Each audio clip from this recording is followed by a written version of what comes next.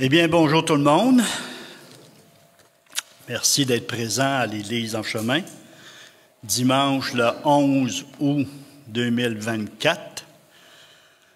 Alors, je souhaite de tout mon cœur que vous entendiez la voix du Seigneur à travers moi, à travers sa parole. Et ce que je fais, c'est que je prépare mon message, mon enseignement. Et je dis toujours au Seigneur, « Seigneur, j'ai une petite boîte à lunch avec quelques pains, quelques poissons.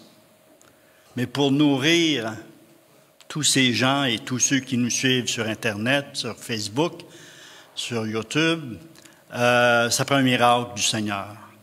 Seul le Seigneur peut faire la multiplication de mes petits pains, mes petits poissons. » Et j'aime beaucoup redire...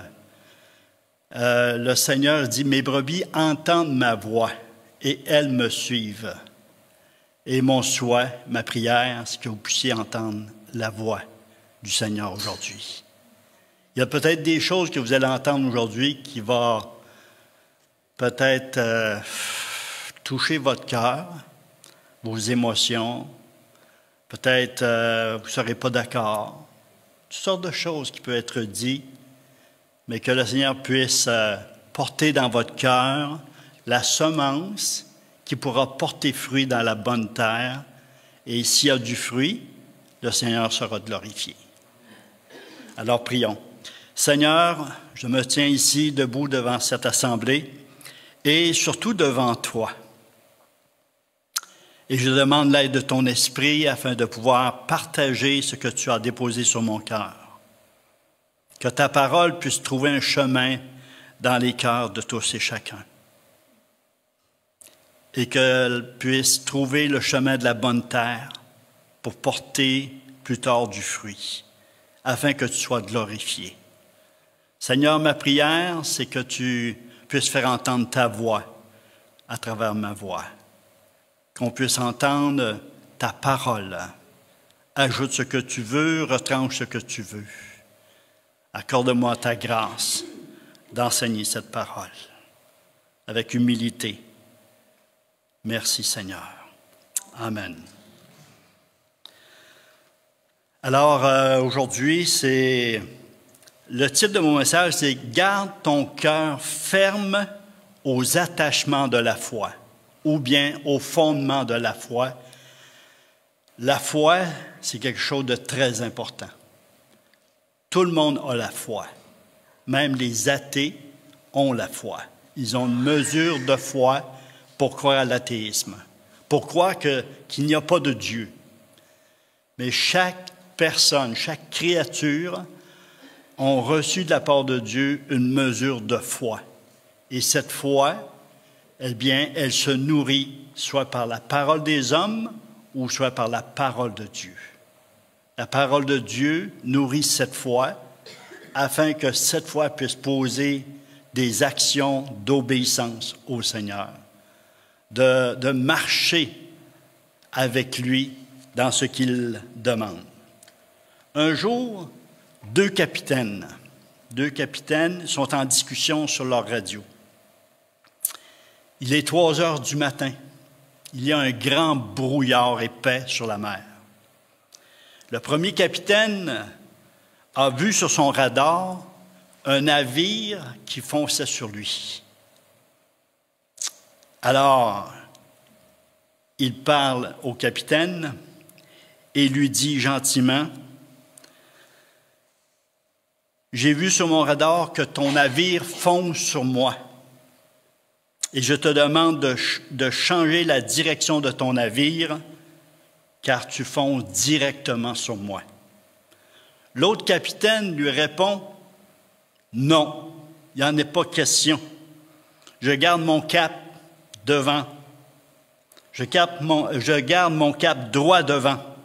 C'est à toi de changer ta direction. » Après quelques minutes, observant encore sur son radar, il voit que le navire n'a pas changé sa direction. Il reprend et lui dit plus fortement, « Je te demande pour la dernière fois de changer la direction de ton navire. Il lui répond, « Pourquoi moi? Je dois changer ma direction. » Il lui répond, « Parce que tu fonces directement sur moi, et moi je ne suis pas un navire, mais je suis le capitaine du quai du port. Ton navire peut changer de direction, mais mon quai est fixe et il ne peut pas bouger. » Alors nous sommes exhortés dans notre marche avec le Seigneur, parfois à changer de direction pour prendre la direction du Seigneur. Dans le royaume de Dieu, Jésus est notre grand capitaine et il a établi sa parole sur le quai de sa vérité. Jésus a dit, sa vérité, elle est fixe, elle est stable, elle ne bouge pas. Quand Jésus dit « Je suis le chemin, la vérité et la vie », il ne dit pas « Je suis une des vérités ». Parce s'il avait dit « Je suis une des vérités », eh bien, il aurait menti. Alors, il a déclaré la vérité en disant « Je suis la vérité et ma parole est la vérité ». Alors, quoi de plus solide? Le quai du Seigneur, le quai de la vérité, le quai du Seigneur. Alors, vous connaissez tous le principe, on récolte ce qu'on sème. Est-ce que c'est la vérité? C'est un quai. Les principes de la parole de Dieu, ce sont des quais solides, ça ne bouge pas pour personne. On récolte ce qu'on sème. Et j'ai choisi comme texte principal 1 Timothée chapitre 4 et le verset 1 à 5. Écoutez bien cette parole, elle est très importante, mais l'Esprit dit expressément que dans les derniers temps, quelques-uns abandonneront la foi pour s'attacher à des esprits séducteurs et à des doctrines de démons, par l'hypocrisie de faux docteurs portant la marque de la flétrissure dans leur propre conscience, prescrivant de ne pas se marier et de s'abstenir d'aliments que Dieu a créés pour qu'ils soient pris avec action de grâce par ceux qui sont fidèles et qui ont connu la vérité. Car tout ce que Dieu a créé est bon et rien ne doit être rejeté pourvu qu'on le prenne avec action de grâce, parce que tout est sanctifié par la parole de Dieu et par la prière. Ce texte est, je crois, très à propos pour nous qui sommes dans les derniers jours. Ici, on parle des derniers temps. Les derniers temps ont commencé à la Pentecôte, à la venue du Saint-Esprit, à la venue du Seigneur, la Nouvelle Alliance, les derniers temps. L'apôtre Paul dit, le Saint-Esprit dit. Il emploie cette expression que ce n'est pas lui qui parle, c'est le Saint-Esprit qui lui a parlé et qu'il va mettre par écrit cette parole que le Saint-Esprit donne. Aujourd'hui, on parle beaucoup de prophétie dans beaucoup d'églises. Ici, voici une prophétie solide, fixe, que le Seigneur a prononcée par son Esprit à travers son serviteur, l'apôtre Paul. L'Esprit dit. Il dit expressément, qui veut dire explicitement, clairement, que quelques-uns, dans les derniers temps, abandonneront la foi. Ici, le mot foi, c'est le corps de doctrine, c'est l'ensemble de vérités, c'est toutes les doctrines de la parole de Dieu. Doctrine, n'ayez pas peur de ça, doctrine veut dire enseignement. Un ensemble d'enseignements bibliques basés sur les Écritures. Alors, dit, quelques-uns abandonneront la foi pour s'attacher à des esprits séducteurs et à des doctrines de démons par des faux docteurs. Et si vous allez sur Internet, si vous allez sur YouTube, il y en a des milliers. Si l'apôtre Paul dit ça en son temps, on est 2000 ans et plus après lui. Combien de faux docteurs se promènent et qui prêchent sous l'influence d'esprits séducteurs et des doctrines de démons? Et on va voir un petit peu plus loin, quelques-uns. Cette prophétie ou cette parole nous donne un autre principe. Je vous ai dit tantôt, le principe, on récolte ce qu'on sème. Ici, remarquez, puis on l'a chanté, le dernier chant de Marjolaine avait ces deux verbes, ces deux mots. Il dit « abandonner pour s'attacher ». Quand tu abandonnes, tu t'attaches. Ou tu peux renverser. Quand tu t'attaches, tu abandonnes. Alors, s'abandonner, il dit, il avertit ici, l'Esprit avertit que quelques-uns vont abandonner pour s'attacher. Et c'est un principe qui est très important pour notre vie chrétienne, dans le temps que nous vivons, parce qu'on est exposé à toutes sortes de choses, à toutes sortes de mondes, à toutes sortes de philosophies, à toutes sortes de connaissances. Et nous devons avoir la parole inspirée, la parole de Dieu pour vérifier, valider, scruter si ce qu'on nous enseigne, c'est la vérité. Alors, quelques-uns ont abandonné la foi pour s'attacher à des esprits séducteurs. Connais-tu quelqu'un qui a abandonné la foi? Moi, ça va faire presque 50 ans que je suis chrétien et j'en ai vu plus qu'un qui ont abandonné. Et on peut leur poser la question, pourquoi tu as abandonné? Ils ont des raisons, des fois même presque justifiables. Mais aujourd'hui, j'aimerais t'encourager à garder ton cœur ferme aux attachements. J'ai plusieurs attachements à partager, mais je vais vous en partager 6 si le temps me permet. Alors, s'attacher pour abandonner. Attacher à la vérité pour abandonner le mensonge. Pourquoi que les voleurs n'impriment pas des 15 $ ou des 90 $ ou des 125 $? Pourquoi? Parce qu'ils n'existent pas. Ça n'existe pas des billets de 15 $, de 90 $ ou des 125 $. Mais ils vont imprimer un 20 $, un 100 $ parce qu'il existe. Alors, je vais vous dire une parole ici qui est très, très importante. Le diable fait la contrefaçon de chaque vérité, de chaque vraie doctrine.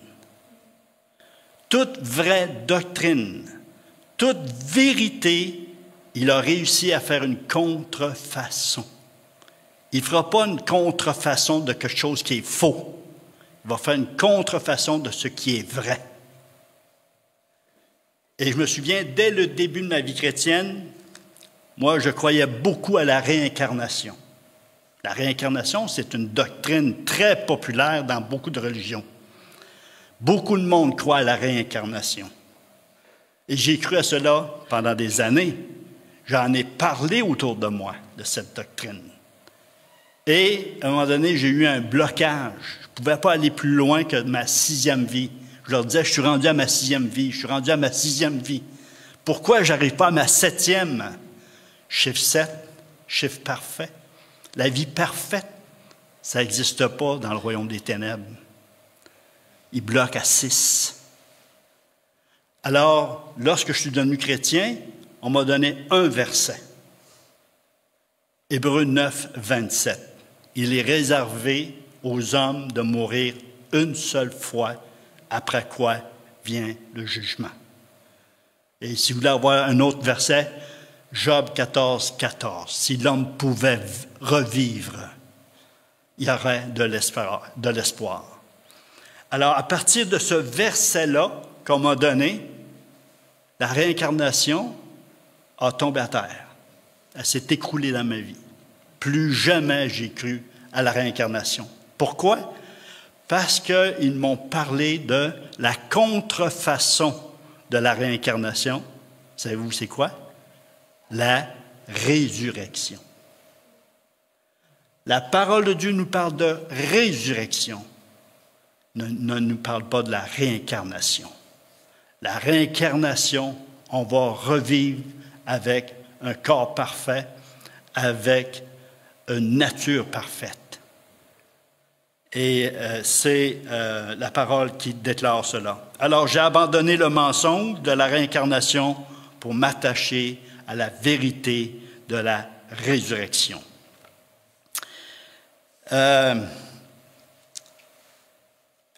Dans ce texte d'un Timothée 4, il nous parle des esprits séducteurs. Et j'ai lu ces versets-là souvent, et puis je n'arrivais pas à voir quelque chose de palpable. Et j'ai travaillé chez Rona, et j'ai travaillé avec des témoins de Jéhovah, des vieux témoins de Jéhovah qui avaient 30 ans, puis 35, 40 ans de vie de témoins de Jéhovah. Et puis, un de ces témoins de Jéhovah, on n'était pas à s'entendre. Quand on parlait de la parole de Dieu, pourtant il croyait à la Bible, je croyais à la Bible, que c'était la parole de Dieu. Et on parlait, puis ça virait tout le temps, non, ça ne marchait pas, ça ne fonctionnait pas. Là, je dis, voyons donc, toujours en train de disputer, puis tout ça, puis j'aimais pas ça, j'aime pas la dispute. Mais là, il revenait tout le temps. Et puis, à un moment donné, il s'est passé quelque chose dans sa vie. Il a quitté les témoins de Jéhovah. Et on a continué à parler ensemble. C'était plus le même gars.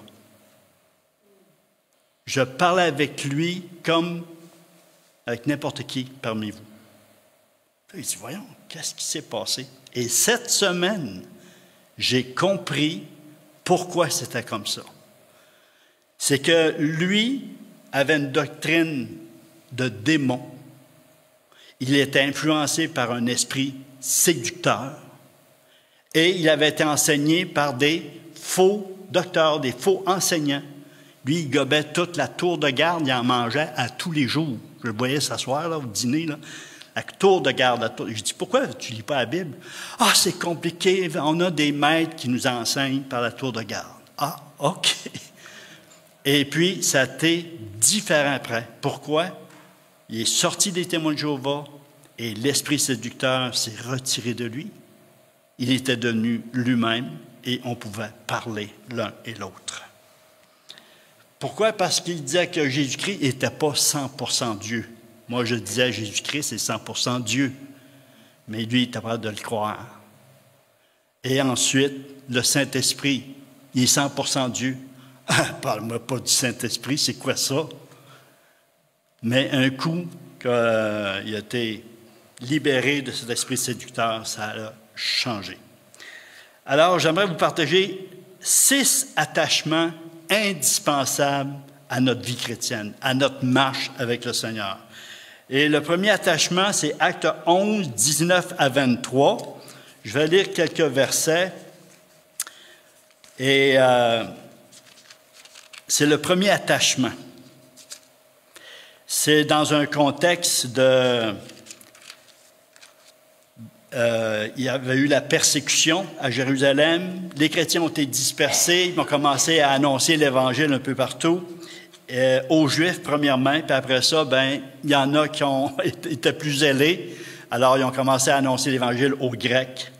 Alors, je lis le verset de chapitre 11 des Actes, verset 19. « Ceux qui avaient été dispersés par la persécution survenue à l'occasion d'Étienne allèrent jusqu'en Phénicie, dans l'île de Chypre, et à Antioche, annonçant la parole seulement aux Juifs. Il y eut cependant parmi eux quelques hommes de Chypre et de Cyrène qui, étant venus à Antioche, s'adressèrent aussi aux Grecs et leur annoncèrent la bonne nouvelle du Seigneur Jésus. La main du Seigneur était avec eux et un grand nombre de personnes crurent et se convertirent au Seigneur. Le bruit en parvint aux oreilles des membres de l'Église de Jérusalem et ils envoyèrent Barnabas jusqu'à Antioche. Lorsqu'il fut arrivé, et qu'il eut vu la grâce de Dieu. Il s'en réjouit et il les exhorta tous à rester d'un cœur ferme, attaché à Barnabas. Ah, attaché au Seigneur. Wow, quelle différence! Ils sont des nouveaux convertis. Ils viennent de connaître la grâce de Dieu. Ils viennent de connaître l'Évangile. Ils viennent de connaître Jésus-Christ comme Seigneur et Sauveur. Et Barnabas, la première chose qu'il leur dit, attache-toi fermement au Seigneur. Et souvenez-vous de votre conversion.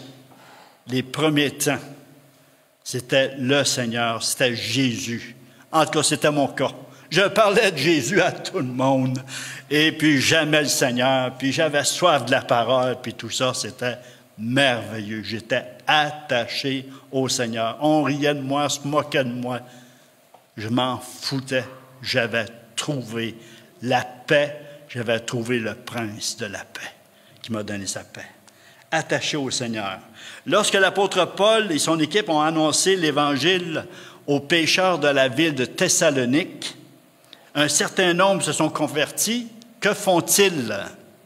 Il est dit, ils ont abandonné leur idole pour servir leur Dieu vivant et vrai, contraire à une idole qui est morte.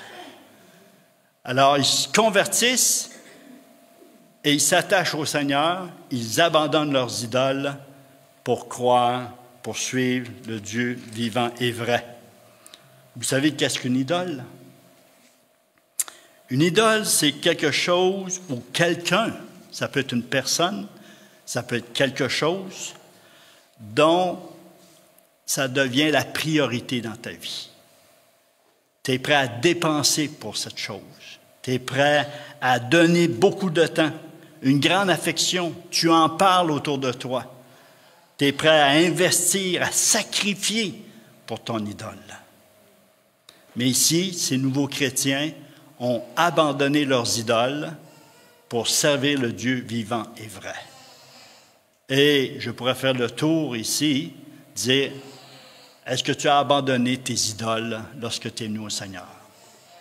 Moi, je crois que la majorité des chrétiens abandonnent leurs idoles dès le début de leur vie chrétienne parce qu'ils ont rencontré un Dieu vivant.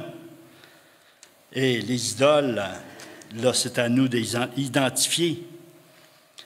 Mais avec le temps, avec notre marche avec le Seigneur, il se peut que d'autres idoles qui s'infiltrent dans notre vie. Je les appelle les idoles sournoises. Sont très, très sournoises. Il entre dans ta vie, tu t'en aperçois pas. Parce qu'on dirait que ça vient de Dieu. Et je vais vous raconter un témoignage personnel d'une idole sournoise. Ça m'humilie un peu beaucoup. Mais je le fais parce que mon épouse est là. Elle est au courant. Je travaillais à temps plein pour le Seigneur. J'étais dans le ministère à temps plein. Et je m'y donnais à fond. Tous les jours, chaque semaine. Puis jamais l'Église. J'étais là pour l'Église. Et un jour, mon épouse me rencontre et me parle. Elle dit, Michel, tu es marié? Ah oui? Ah, OK. Je suis marié. Elle dit, tu as un enfant? Oh oui, c'est vrai, j'ai un garçon. Je suis enceinte d'un deuxième. Ah, OK, oui, c'est vrai. Elle dit, tu n'es plus un célibataire. Ah, sirop. Un coup de batte de baseball en pleine face, ça n'aurait pas fait plus mal. Parce que c'est le Seigneur qui me parle à travers elle. Et c'était vrai. Mais là, je ne comprenais pas, parce que pour moi, je servais le Seigneur, servir l'Église, je servais le Seigneur, Le Seigneur, c'était l'Église, c'est le Seigneur, puis le ministère, puis tout ça, il me semble que... Et dans la semaine, je pense à ça, ouais. Le Seigneur, il dit, je ne t'ai pas demandé d'aimer mon Église. Je t'ai dit, Marie, aimez vos femmes.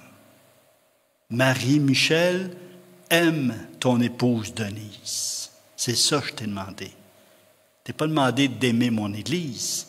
Moi, Jésus, le Christ, j'aime mon Église. Je me suis livré pour elle, je me suis donné pour elle. Je la sanctifie par la parole, je la protège, je la nourris. Je t'ai pas demandé de faire ça. Prends soin de ton épouse. Wow! Convaincu de péché, humilié, j'étais voir mon épouse, j'étais voir mes enfants, leur demander pardon. Parce que j'avais passé mon amour, mon affection, mon temps à mon idole sournoise, qui était l'Église. J'espère que vous me comprenez bien. C'est pas que j'aime pas l'Église, mais j'avais fait de l'Église, du ministère, mon idole. Et c'est ça que le Seigneur a frappé. Le Seigneur ne veut pas d'idole dans notre vie. Quand que Dieu dit « je suis jaloux », il est jaloux parce qu'il ne veut pas aucune autre idole. Tu n'auras pas d'autre Dieu devant ma face. Tu n'auras pas d'autre idole devant ma face. Alors, ça a été une libération, une guérison, une restauration dans notre vie de couple, dans notre vie de famille. Ça a été merveilleux. L'idole dehors. Attachement au Seigneur. Sachez qu'il y a quelqu'un qui va tout faire pour vous détacher du principal, du Seigneur lui-même. On veut s'attacher à lui. Deuxième attachement, acte 13, un petit peu plus loin, et le verset 42-43. Lorsqu'ils sortirent, on les pria de parler le sabbat suivant sur les mêmes choses. Et à l'issue de l'assemblée, beaucoup de Juifs et de prosélytes pieux suivirent Paul et Barnabas, qui s'entretinrent avec eux et les exhortèrent à rester, encore une fois le mot attaché, à rester attachés à la grâce de Dieu. Le premier attachement, attachement au Seigneur. Deuxième attachement, attachement à la grâce de Dieu. Et s'il y a une doctrine qui est attaquée aujourd'hui, c'est la grâce de Dieu. Vous savez, nous, les anciens ex-catholiques, on marchait sur les mérites. Quand on vient au Seigneur, on marche sur la grâce. C'est plus sur les mérites. Ce n'est plus à cause de nos œuvres. Et là, depuis quelques années, il entre dans l'Église un autre évangile. Au lieu de l'évangile de la grâce, qui veut dire faveur imméritée, évangile veut dire bonne nouvelle. C'est une bonne nouvelle, c'est d'être sauvé par la grâce, la faveur de Dieu, sans rien faire. Pourquoi rien faire? Parce qu'il y a quelqu'un qui a tout fait à notre place. C'est ça la grâce. Quelqu'un a tout fait à notre place. Pour être réconcilié, pour être pardonné, pour être justifié, pour être lavé, pour avoir une place dans le corps de Christ, et ainsi de suite. Alors, attachement à la grâce de Dieu. Mais là, encore, la semaine passée, on entendait quelqu'un, une chrétienne. Ah, elle dit, les chrétiens, ils ne persévèrent pas. Les chrétiens ne sont pas sanctifiés. Les chrétiens ne font pas ci. Les chrétiens ne font pas ça. Dieu seul connaît les cœurs. Puis elle est rendue qu'elle croit à la perte du salut. Elle a reçu un autre enseignement. Et elle a mis sa foi dans cet enseignement-là. La grâce de Dieu, c'est au début de ton salut, au milieu de ton salut et à la fin de ton salut. La grâce de Dieu va poursuivre même après ton salut. Et on va le voir tantôt. Alors, la grâce de Dieu. Attachez-vous à la grâce de Dieu. Parce qu'aujourd'hui, c'est la grâce plus la persévérance. La grâce plus le service. La grâce plus la sanctification. No way! Pour garder ton salut. Jésus a persévéré. Jésus s'est mis à part. Jésus a tout fait à notre place. Il nous donne tout par pure grâce. Et j'ai lu un livre, là, il y a à peu près 8-9 ans. Peut-être que vous l'avez déjà lu. Sinon, je vous encourage de le lire. C'est Jésus plus rien, basé sur l'Épître aux Colossiens. Un livre super. Il a compris quelque chose. Jésus plus rien. That's all. That's it. Et la contrefaçon de l'évangile de la grâce, c'est l'évangile du légalisme. L'apôtre Paul, on est au début de la vie chrétienne, de l'Église chrétienne. Il faut qu'il écrive aux chrétiens de Galate pour leur dire, si vous entendez un autre évangile, même par moi, Paul, ou par quelqu'un d'autre, et même par un ange, si un ange vient pour vous parler d'un autre évangile que de l'évangile que je vous ai prêché, l'évangile de la grâce, qu'il soit maudit. Il est sévère dans ses mots. Qu'il soit maudit, cet évangile-là. Alors, l'évangile de la grâce. Attachons-nous à cet évangile de la grâce. Troisième attachement, 2 Timothée 3,16, vous connaissez 2 Timothée 3,16, toute écriture est inspirée de Dieu, utile pour convaincre, pour enseigner, pour corriger, pour instruire dans la justice. Toute écriture. Attachement, j'aime bien le dire, au livre de Dieu. Pensez-y, c'est le livre de Dieu. C'est pas le livre d'un auteur très connu. C'est le livre de Dieu qu'on tient dans nos mains, qu'on lit. Il faut s'attacher à ce livre et à tout ce qui est écrit à l'intérieur. Parce que ce livre, c'est lui qui nous fait connaître l'évangile de la grâce. C'est lui qui nous fait connaître pour être attaché encore plus au Seigneur. C'est les Écritures. Attachement au livre de Dieu. Et vous savez quoi? Ça va faire presque 50 ans que je marche avec le Seigneur.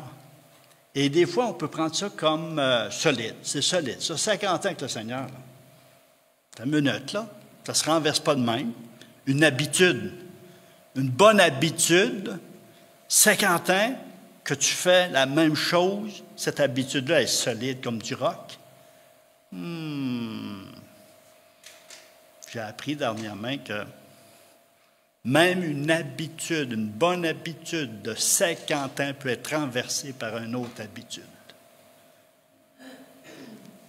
Et je vous donne mon témoignage là-dessus. Ça fait 50 ans environ que je lis ma Bible à tous les jours, le matin de bonne heure, que j'ai une communion avec mon Dieu. Je dis, hey, c'est solide ça. Et puis, bon, OK, quand je suis malade, je ne lis pas, je ne prie pas beaucoup. Pas beaucoup de communion. Quand je visite des gens, mais donc passer une fin de semaine à quelque part, c'est chez des amis, tout ça. Non, ça, des exceptions. Quand je suis en vacances ailleurs, non, si je vais à Cuba là, pour une semaine, pas beaucoup de lecture, pas beaucoup de communion. Ça diminue. Peut-être c'est normal. Mais là, renverser 50 ans, là, j'ai pris ma retraite là, depuis 3 ans. Je me lève un petit peu plus tard. Et je m'en vais dans mon bureau. Ah, c'est vrai, mon cellulaire. Y a-t-il quelqu'un qui m'a écrit? Ah, sur mon portable, Facebook. Wow! Ah, YouTube, c'est vrai, ben des vidéos là-dessus, là, c'est intéressant. 1 heure, 2 heures, une avant-midi est passée. Puis j'ai réalisé dernièrement que j'étais en train d'être renversé dans une bonne habitude de 50 ans par une autre habitude. Pourquoi? Ça vient voler ma communion avec le Seigneur. Ça vient voler mon temps avec la parole de Dieu. Alors, j'ai dit, Seigneur, wow, OK. On va reprendre ma vieille habitude. Vous savez quoi? C'est tout un combat. Tellement rendu automatique. Tu te lèves le matin, hop, cellulaire. Tout de suite, il est collé. Il est attaché à mon cœur. C'est-tu devenu une idole? C'est au Seigneur de parler à nos cœurs. Moi, oui. Alors, j'ai dit, Seigneur, OK. Là, je vais livrer combat, puis je vous demande de prier pour moi. Je veux retrouver cette communion intime avec le Seigneur chaque matin. Et avoir ce temps avec la parole de Dieu. Pourquoi? Parce que le premier, c'est attache-toi fermement au Seigneur. Et 2, attache-toi fermement à la grâce de Dieu. Et 3, attache-toi fermement. Garde ton cœur attaché fermement à la parole de Dieu.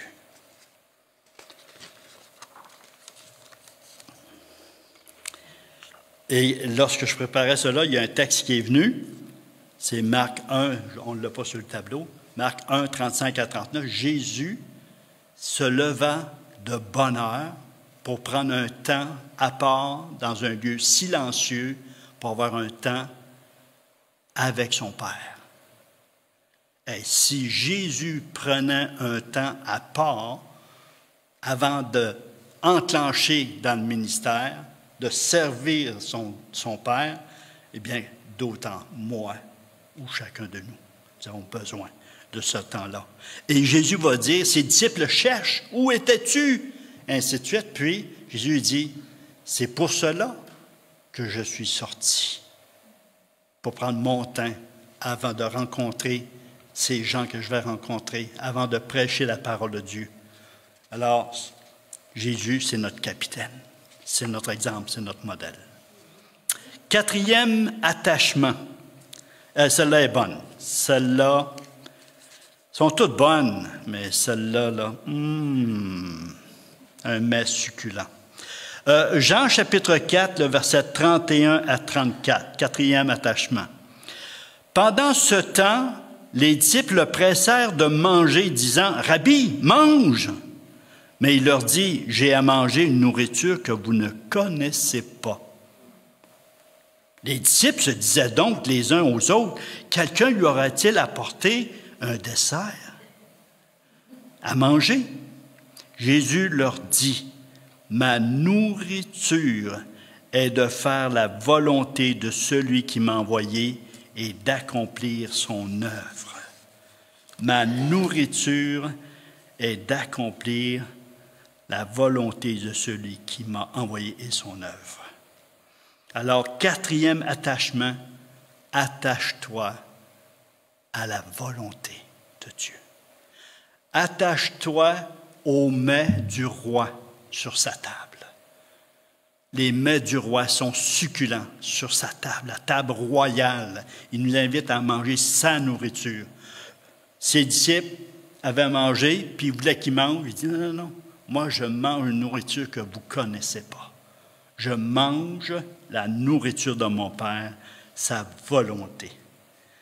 Et si on retourne au texte de 1 Timothée 4, les faux docteurs, les faux enseignants, inspirés par des esprits séducteurs, par des doctrines de démons, que font-ils? Ils ont eux aussi des mets succulents. Et un de ces mets, c'est ils prescrivent de ne pas se marier. Oh, oh! ils prescrivent de ne pas se marier. Qui avait donné sa volonté dès le début dans Genèse? Genèse 2, 24. L'homme quittera son père et sa mère. Non. L'homme quittera son père et sa mère et s'attachera à sa femme. Voici la volonté de Dieu. Jésus va en reparler dans Matthieu 19. Et l'Esprit de Dieu va le rappeler à l'auteur inconnu de Hébreux que le mariage soit honoré de quelques-uns. Les autres, accotez-vous. Ah, non, c'est pas ça qui est écrit. Hébreux 13, 4, que le mariage soit honoré de tous et que le lit conjugal soit exempt de toute souillure, et ainsi de suite. Alors, ils ont attaqué la parole de Dieu et ils ont présenté une autre contrefaçon. Il dit, dans les derniers temps, les esprits séducteurs vont inspirer des faux docteurs pour qu'ils puissent donner une doctrine de démons, des doctrines de démons. Puis il va dire, ils prescrivent de ne pas se marier. Quelle est la contrefaçon du mariage? Concubinage. Ah, pas besoin de se marier, on va s'accoter, puis ça va être correct. Et c'est plate, c'est rentré dans l'Église. Dans les grandes églises, si vous questionnez, vous faites un sondage, c'est là. Les chrétiens s'accotent. On oublie ce que le Seigneur a demandé, que le mariage soit honoré de tous. Peut-être que vous en connaissez. Et même, ça fait 20 ans, 30 ans, 40 ans que tu es marié, rien ne garantit que un jour, tu ne seras pas tenté à te détacher. Pourquoi? Le diable déteste le mariage. Non, il déteste la parole de Dieu. Dieu a prononcé une parole et lui, il faut qu'il l'attaque, qu'il la renverse. Et il y a beaucoup de monde dans ce monde. Aujourd'hui, bien, on se marie avec le même sexe. On se marie avec n'importe quoi. Il y en a qui se sont mariés avec leur chien. On est rendu où? Bizarre. C'est bizarre. OK, on continue. 5e attachement. Ça va? Vous suivez? Ça arrive? Vous allez vous en rappeler, les 4 premiers? Attachement au Seigneur. Attachement à la grâce de Dieu. Attachement à la parole, le livre de Dieu. Et attachement à la volonté de Dieu. 5e, attachement à la gloire de Dieu. 1 Corinthiens 10, 31. 1 Corinthiens 10, 31, qui dit quoi? Soit donc que vous mangiez, soit que vous buviez, soit que vous fassiez quelque autre chose, faites tout pour la gloire de Dieu. Faites tout pour la gloire de Dieu. Vous savez, Dieu est généreux. Dieu est libéral. Dieu donne en abondance. C'est lui qui donne la pluie. Des fois, on voudrait en avoir un petit peu moins. C'est lui qui donne le soleil. Bien content, mais des fois, un petit peu trop. Dieu donne beaucoup, abondamment. Ça, on voit ça dans Actes 14, 16 et 18. Parce qu'on a voulu adorer, offrir un sacrifice à Paul et Barnabas. Et là, non, là, ils ont déchiré leurs vêtements, puis ils ont rappelé, non, c'est Dieu qui vous a béni, c'est Dieu qui a fait ces choses, puis ils rappellent comment Dieu est généreux. Psaume 50, le verset 23 nous dit, « Celui qui offre pour sacrifice des actions de grâce me glorifie. » Pas grand-chose, mais quelque chose de très pratique. Moi, j'aime des choses pratiques. Celui qui offre pour sacrifice des actions de grâce me glorifie. On cherche la gloire de Dieu, simplement un merci au Seigneur avant le repas. Et Colossiens 3,15 nous dit « Soyez reconnaissants ». La parole de Dieu nous demande d'avoir une bonne attitude, de reconnaître qui nous donne quoi. Dieu nous donne tout. Tout vient de lui. De lui vient la vie, l'être, le mouvement et toutes choses.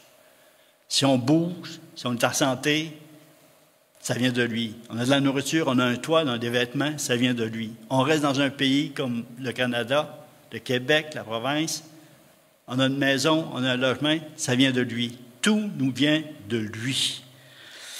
Mais j'ai remarqué que depuis quelques années, le principe abandonner pour s'attacher,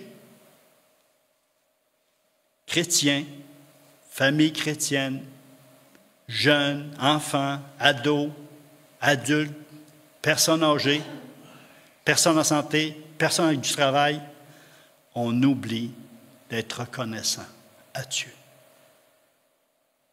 Pas de remerciement à Dieu, pas de reconnaissance à Dieu, pas de gratitude à Dieu, pas de louange à Dieu pour tous ses bienfaits. Et c'est prédit, 1 Timothée 4 encore, les esprits séducteurs avec des doctrines de démons, avec des faux enseignants qui vont faire quoi?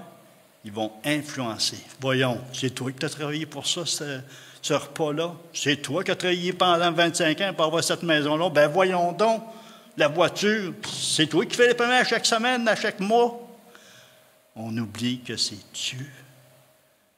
Comment ils ont construit les maisons? Ils ont emprunté qu'est-ce qui appartenait à Dieu. Tout ce qui a été inventé vient de la terre, ça vient de Dieu. La terre appartient à Dieu. Tout vient de lui.